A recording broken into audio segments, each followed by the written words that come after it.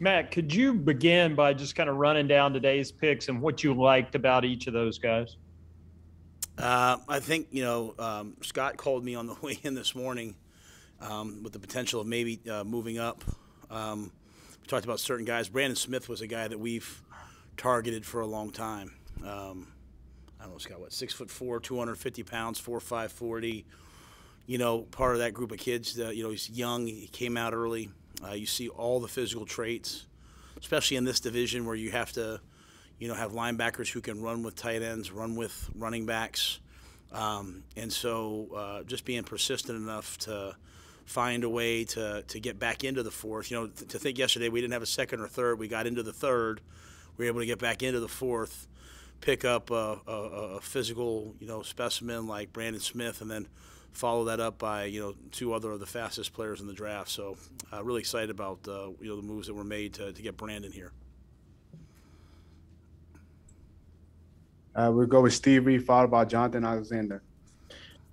Hey, Matt, just wanted to put your talent evaluation to the test here. And what would you say was a better NFL prospect, Matt Rhule coming out of Penn State or Brandon Smith? Yeah, I got a text that Brandon didn't know that I played there.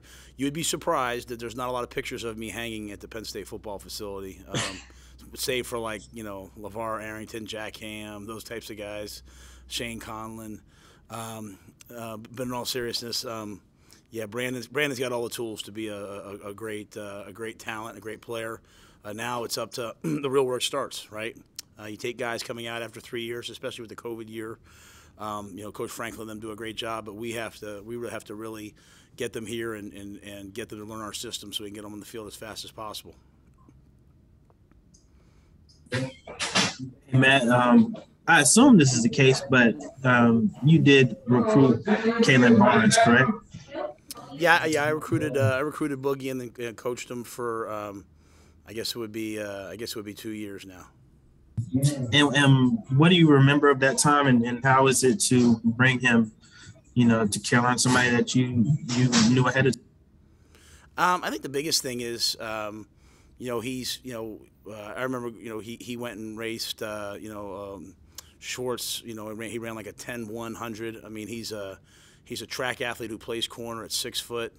At the end of the day, we were going back and forth between two players, and Scott made the decision to, at the end of the draft, we're really going with traits. But Evan Cooper's our DB coach. He coached him. He's smart. He's competitive, but he's 4.28. He's one of the fastest guys to run at the combine. So, I've had a lot of players that played for me in this draft that went. I had a lot of fun FaceTimes with guys that went in day 2 from Baylor. But we brought Boogie here not because I coached him, but because he can flat fly, and so put him in a room with guys like J.C. Horn and Dante Jackson, let him really learn his craft, and I think he could potentially emerge as a player. All right. We go David Newman, followed by Ellis Williams. Hey, Matt. Congrats on your draft there. What do you like best about this class? Well, I think it's a rare time when we're able to address need and take what we felt like was the best player possible. And again, Scott, I thought did an amazing job of, it's what is it now? It's multiple trades yet again for the second year. So we were able to, we felt like, and I think we said this, I think Scott said it, we feel like we have a really deep team now. We feel like over the last couple of years we've built depth.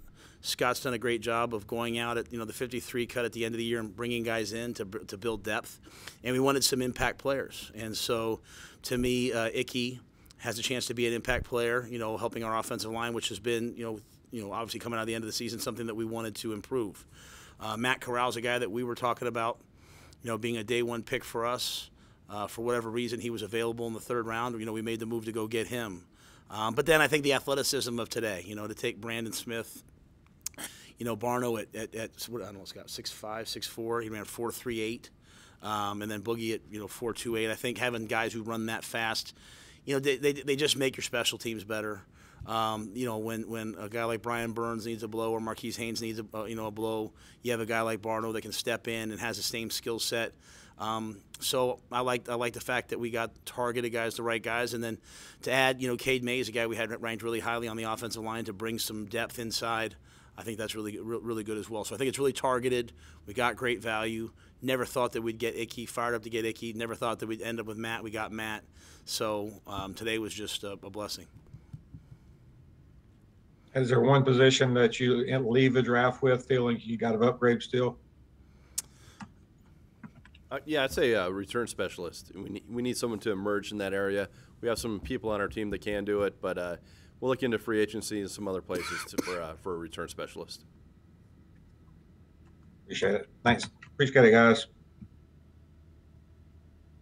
Matt, I know you've touched on it, but I'm going to ask you to elaborate on Scott and the scouting department's job this weekend after really I know this was their second draft, but really their first full year of being able to, have their foot on the ground and be the scouting department they want to be. I know you lived it, but from landing a top tackle to staying in contact with Cleveland while simultaneously negotiating for number 94, to then trading back up for Brandon Smith, to landing an edge rusher, a corner, an O-lineman. Just what do you make of Scott and the scouting department's work this weekend and their ability to execute your game plan? Yeah, I would say that Scott's greatest impact comes when you look at the work being done by people whose names we don't ever hear, right? When it's Samantha Diamond as a scouting coordinator, when it's all the assistants on the road, it's the scouting interns in place, because it's amazing. Like, you spend thousands and thousands and thousands of hours of manpower to write these reports and get all the background and get all this information on players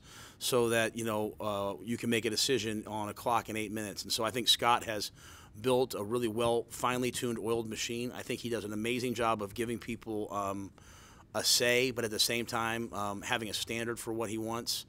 Dan Morgan is I think a tremendous component to that. I think Pat Stewart's a tremendous component to that. Cole Spencer, as our director of college scouting, really firm in what he believes in, but still loves to talk and discuss. I think Samir does a fantastic job in terms of being disciplined about the money, but there's many, many, many others. And at the end of the day, what I love about working with Scott is, he spends so much time around our team that he understands, hey, this is how we want to play. This is what we need to make our team better. And so his constant question is, hey, what's the vision for this player? How are we going to use them? So he's not just picking based on ego or instinct or anything. He's picking based upon how are we going to use this player and how are we going to win. And I think his whole staff is representative of that. And I'll just finish by saying, 2 years ago there was a combine and there were no 30 visits, there were no pro days really. And then last year there was no combine, there was a couple pro days, no 30 visits. This was the first year where everything came to fruition. And so I think in a year where we were limited in picks, we got a tremendous amount of value, and I think it started in free agency, and I think it's a credit to Scott, but also Dan, Pat, all the guys he has executing this. Thank you. Thanks, Coach. You're welcome. All right, we're finishing up with Joe Person, followed by Chris Jenkins. Hey, guys. You may have addressed this, I'm sorry. But it seemed like today there was a trend, traitsy kind of defensive players whose college production was good, but seems like the potential is even greater. Was that the idea, and where was that born? Well, it's basically what presented itself on the board. When you're looking at it, there were a lot of good, accomplished players that had gone, and was standing there's a bunch of really athletic, almost freakish athletic guys. And we're a draft and develop organization. That's where we trust our coaches to get with these players and develop them. We have a vision for them. And so once we get them here, they become ours. We can get them with the coaches, put them in a position where they can excel. And so that's what we plan to do with these guys. And until they do that, until they become impact position players, we know that they can contribute on special teams with their speed and athleticism. And then a quick follow-up, and I think you mentioned this, Scott, I don't know what day it was this week, but you weren't really that concerned about numbers this year. You just wanted good players. I wondered if you might expand on that, please. I think last year, I think we ended up with, 11 draft picks last year, several free agents. This year we came into it with fewer draft picks. So our intention was, let's get quality players. let's get guys that can come in and help us, whether it's on special teams or come in, add depth, or come in and compete. Someone like Icky, those are the type of players that we were focused on this year. And then, we're going to use the rest of the year, the 53-man cut. We'll use the trade deadline. It's just not the draft. There's several other avenues to acquire. And so we're going to keep our eyes open for those as well. How many UDFAs or undrafted guys do you expect? We're working on that right now. Our guys are upstairs calling. I can't remember if it was like 12 or so. Is that what it was? Something like that, yeah. Yeah. We expect to fill those, though. Hey, this is Chris Jenkins with Charlotte Vibe. Sorry, my video went out, guys. A little piggyback off of Joe's question, but I know earlier you mentioned about the return specialist being a big need. I was just wondering, seems like with this draft, you guys got a lot of the big priorities checked off. What are the next priorities, and what would that process be like for the undrafted and the free agents for the guys next? For you, Scott. Well, like you said, obviously the return game is one area we want to improve.